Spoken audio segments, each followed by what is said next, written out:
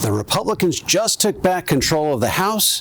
What does that mean for the future of income tax rates? That's what we'll be talking about in today's video. The Republicans underperformed in the midterms in an historically unprecedented way, but they still managed to wrest back control of the House of Representatives. This is a huge deal for people who are fans of the current tax system we have in our country. Any plans Biden had to raise taxes on anyone making more than $450,000 have now disappeared into the ether. There is now next to zero chance that the tax code will be changing one iota in the next 2 years. So, if you like the current tax brackets, then you can sleep soundly knowing that they won't be budging until at least 2024. All of this is good news if you're looking for certainty and stability as you execute your zero tax approach to retirement planning. But what is likely to happen to tax rates after 2024? There are basically three realistic scenarios that could play out. Let's break it down. First, the Republicans could gain control of the House, Senate, and Presidency with simple majorities. If that were to happen, they would likely move quickly on extending the Trump tax cuts another 8 years.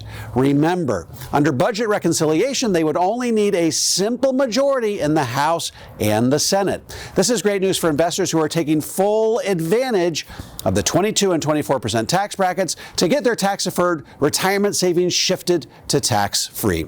Remember, the current 24% tax bracket is still lower than the future version of the 22% tax bracket, which is 25%. And under today's tax rates, you can realize taxable income all the way up to $340,100 and stay in the 24% tax bracket. That's a huge sweet spot for people who are looking to shift huge amounts of money to tax-free before tax rates go up for good.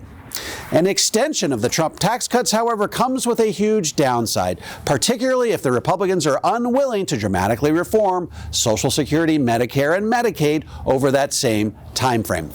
Absent any action on their part, the national debt will continue to grow at over $1 trillion per year, such that by 2030, the national debt will have exploded to $40 trillion.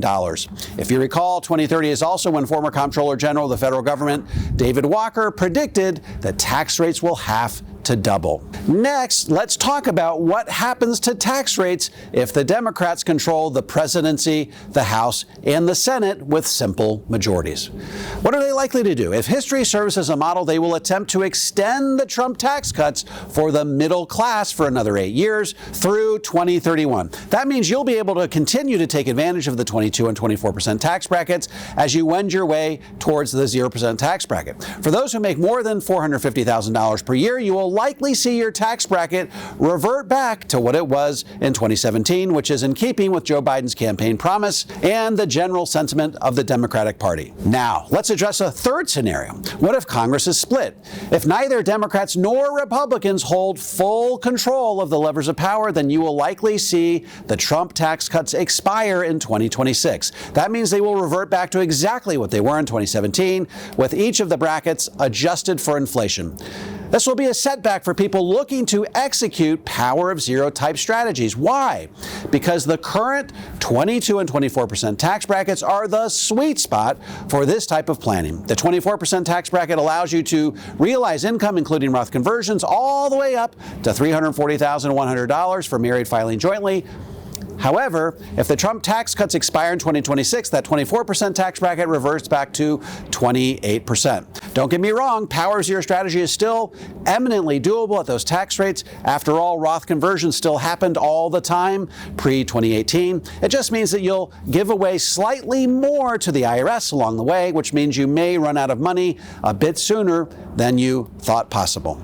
So, my advice for the next 2 years, prior to 2024, as always, take advantage of these tax rates while they're historically low. Remember, politics are volatile and the pendulum is always swinging from left to right. A bird in the hand when it comes to tax rates in retirement is definitely worth more than two in the bush.